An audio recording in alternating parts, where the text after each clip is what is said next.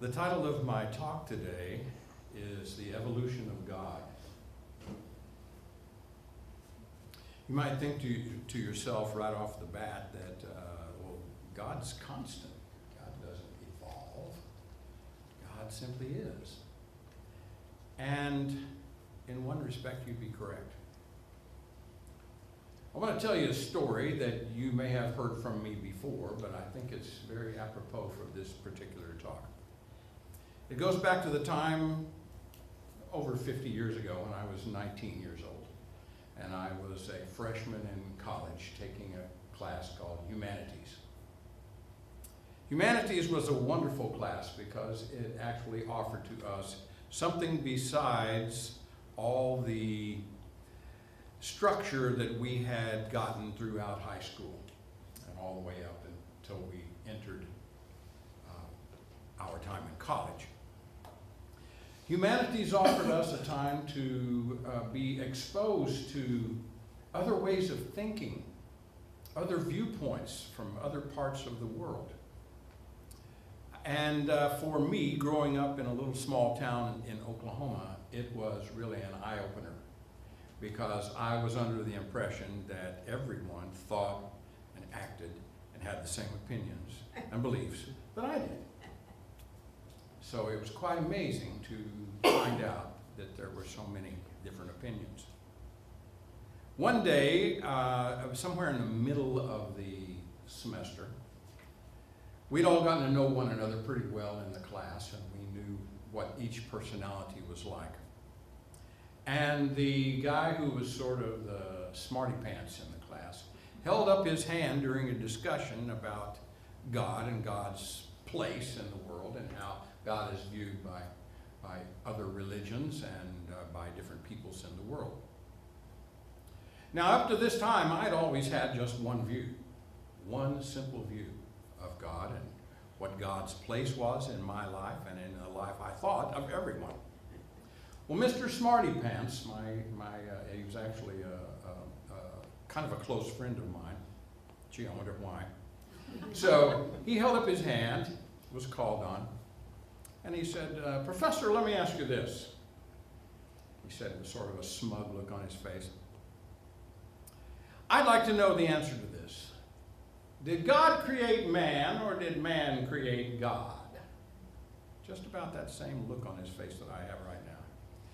And then he sort of just sat back in his chair and waited as he knew that he had created sort of a conundrum for this professor.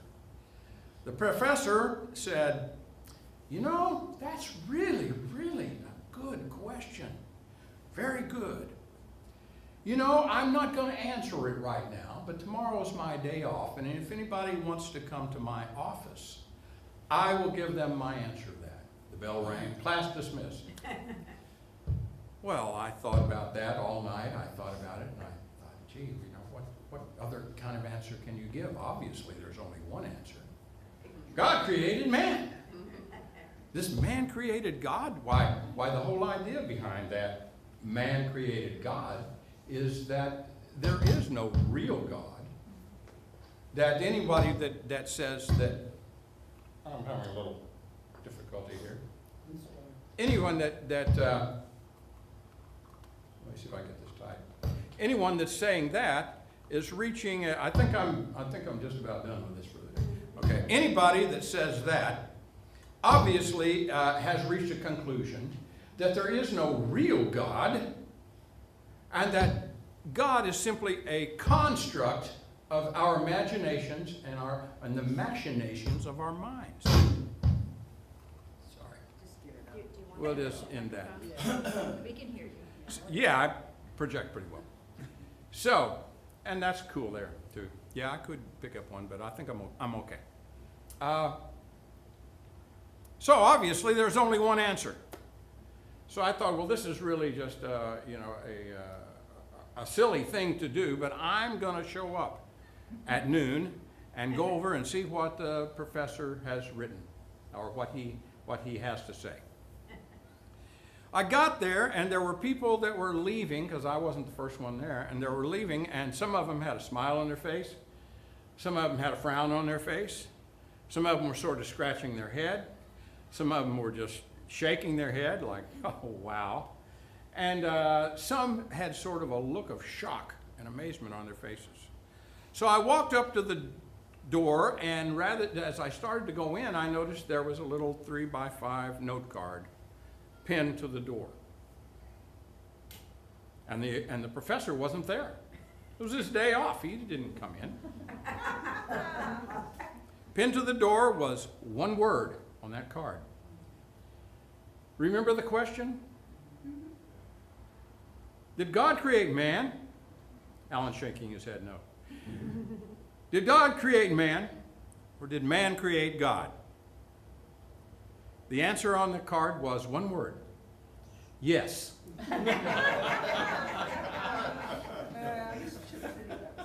That stayed with me the rest of my life. It profoundly changed my view of how I had seen God up to that point. How had I seen God? The biblical way, the way that had been described to me. God is a man, a white man with a white beard, who sits on a throne and wears a robe and judges all of us. Judges all of us. Every deed we have ever done, every mistake we have ever made goes onto a scroll. Not in a book, on a scroll. And when we finally meet our Maker, we stand in front of him and the scroll opens and all the bad stuff we've ever done, we're now held accountable for. The question is, do you get a thumb up or a thumb down? And if you get a thumb down, you know where you're going. You know what's up for you. The assumptions that I had made up to that point were incredible. The assumptions that I had made. First of all, I'd made the assumption that there is another world. There's another place. Not only that, but there's more than one place. There's up and there's down. There's good and there's bad. And I had lived my life that way, all the way up till 19 years old. And suddenly, I was given an idea by this yes that I heard, that maybe there's a different way of viewing. Maybe there are two ways, or maybe it's more subtle than I even realized. Yes, God created man. There is a creator. And yes, we have manipulated that creator into being that which we need it and want it to be. Wow. Now you'd think, well, surely you figured that out before then. No, I hadn't. I was an innocent child who lived in a very small town where everybody thought alike as far as I knew.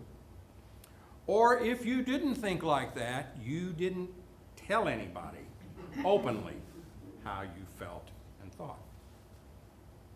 Time passed. I finally got out of college, was on my own in the world, and I started seeing things a little differently. I started seeing that this God that I had wanted to be perfect in so many ways sort of was playing hide and seek with me.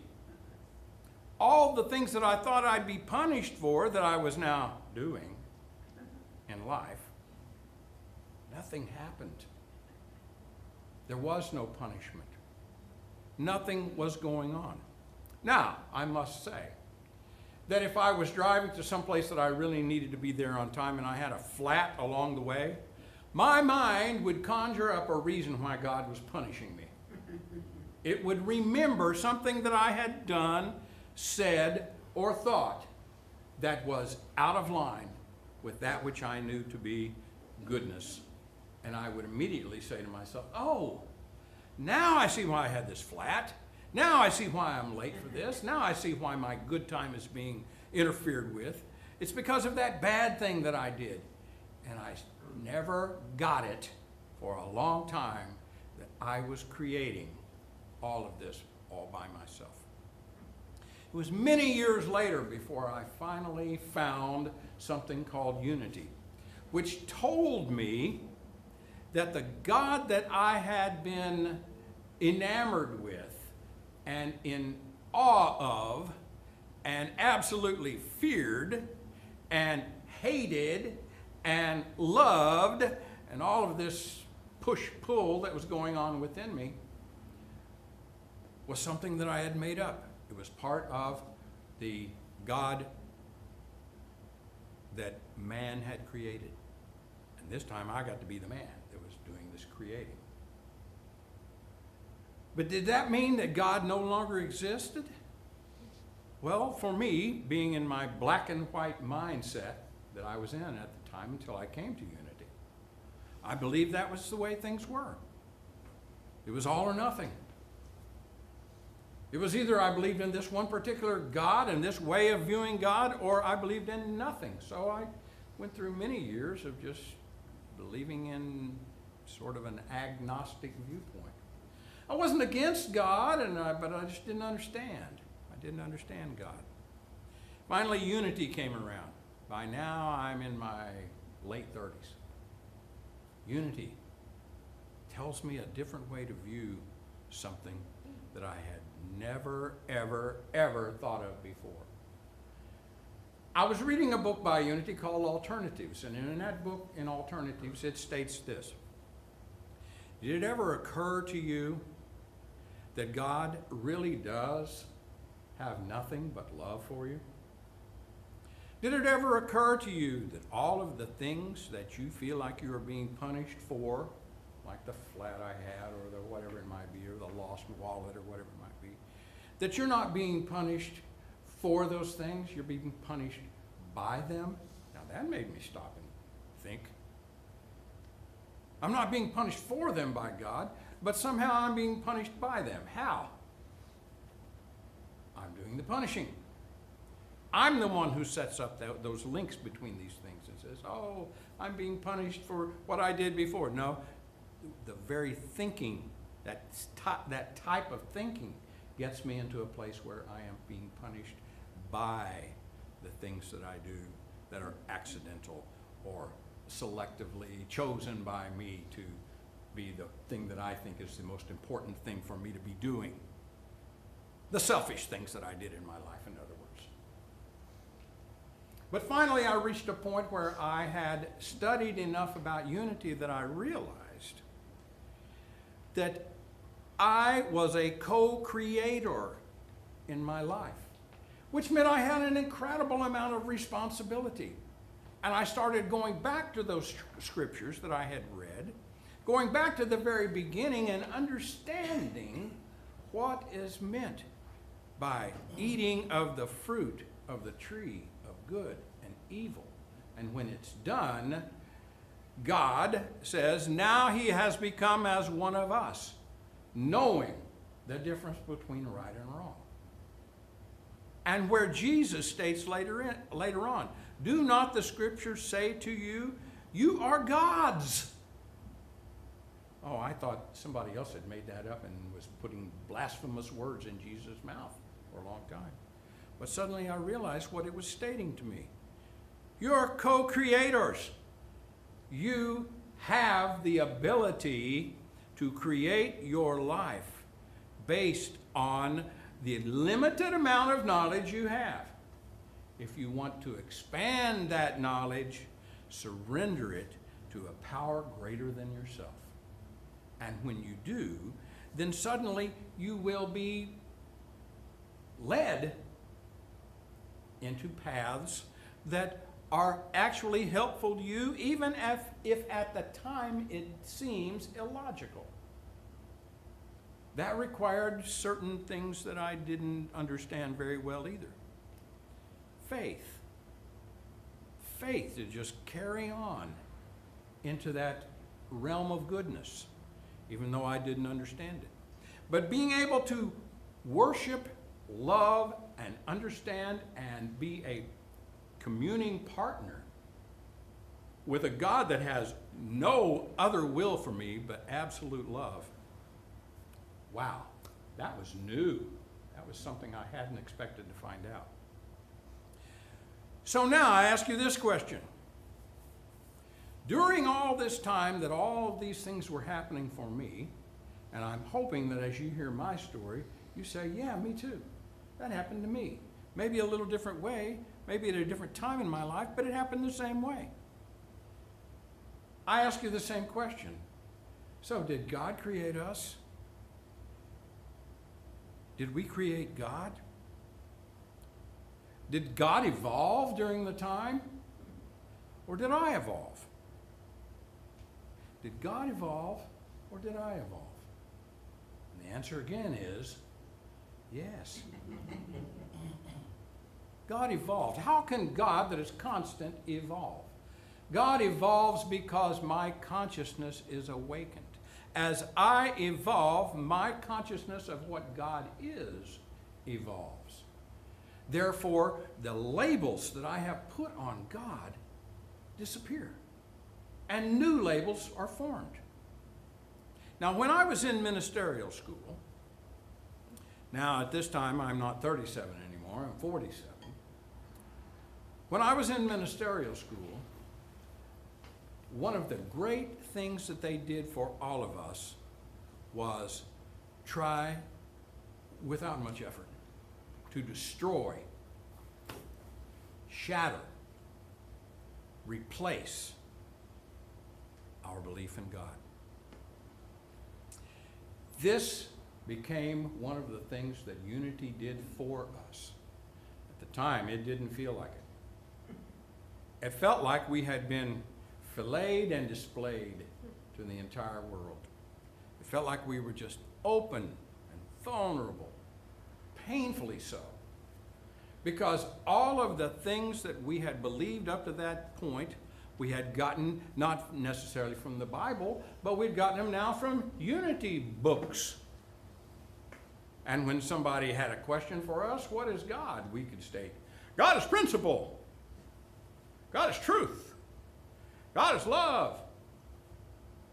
What is principle? Let's break that down. And they would break it down for us. And they would get us to the point where we'd start questioning all this newness that we thought we had believed. To the point that there were 3 distinct times that I was ready to sign a paper and release myself from the Unity ministerial program. Why? Because I didn't believe in God anymore. I'd given up. God's not out there. God's in here. And if God is in here, then there is no God, because there's just me. Let that absorb inside you for a while. Let that absorb. I went to one of my professors and I told him, I think I'm quitting. He said, oh, good. I said, what do you mean good? You want me to quit? He said, no, you're growing. You're growing. If you're ready to quit, that means you're ready to give up some of the beliefs that you've had in order to expand yourself and to grow. You're ready to evolve. The God that you have believed on has evolved into something greater because you have evolved. It requires both, just like the answer to that question. Did God create us or did we create God? It requires that we understand our place in it all, in the creation that we are doing with God, in order to keep God center in our life. Now, here's one of the things that really threw me. I think this was the second time that I was ready to quit. The idea of the word God. I had, as is common in Unity schools, mostly female counterparts, because most ministers and most people in Unity are female. They didn't like to say he. They didn't necessarily think she was the right answer, but they didn't like to say he. They didn't like to say God. They liked to say spirit, as opposed to goddess. They didn't like to say Father, Mother, God, as many people were doing. They'd evolved a little more. And I was having some struggles with that. Well, you know, words, what do you call it? What is it? So I stuck with Spirit a long time. I changed Father, Mother, God to Fathering, Mothering, God, so that there was one presence doing both. I started evolving in that way, and I realized that this God is evolving in me. I'm sure the same thing has happened to all of you. If it hasn't, let it. If you have a God in you that isn't able to overcome all that you see in the outer, get a bigger God. Get a bigger God. And if you don't have a bigger God, I'll loan you mine. I'll loan you one for a while until you do. These are the things that I learned in school and the things that I'm continuing to learn. I'm evolving. I'm expanding. God is evolving and expanding. This is something Jesus came to teach us, that we have within us a power greater than ourselves, the self that we have imagined ourselves to be, and we have a connection to something that is greater than ourselves that we have imagined to be a certain way, when it's much, much greater than anything we could ever possibly imagine. Anytime we put a name on God, anytime we put boundaries on God, anytime that we think that we have a belief in something and we know and we can define it, we have made it small. We have made it small. That's one of the wonderful things, I think, about Judaism, and that to them, God has no name. They have J-H-W-H, and we pronounce it Jehovah or Yahweh, but that's not really the name. The name that they have for God is no name. That's where we have to get in our minds. The place where there is no name, there is no concept, there simply is. Then we've got to find that in ourselves. We've got to find that place where there is no name, no concept, no belief. We simply are. When we get there, then we can truly say yes. We can say yes to all of these questions and many, many more. And that's very important for us, to get to the place where there is no you. To get to the place where there is no God. To get to the place where there is nothing but isness all around us. Then we're connected. Then we're fully connected and we're just part of the flow. There is no note, there is a symphony that is just playing. Playing, playing, playing, and always has and always will. Playing, playing, playing. Listen to it. Find it inside yourself. Listen to it closely. And you too will realize that God is evolving. God is constantly getting more and more complex and simpler at the same time. That the words that you want to put on God are just that, words. That the beliefs you have about God are just that, your beliefs. Your idea of what God is. Open more. Evolve. Find that God is evolving. Find that God is constantly changing and expanding to meet your new awareness. Now, is God really changing? No. You are doing the changing. That's the only one who can change, because we're the only ones that are finite. But let us realize that that too is an illusion. It's an illusion. This finiteness is an illusion. Discover this power within you. When you do, then you too will be able to answer that question. Yes. God bless.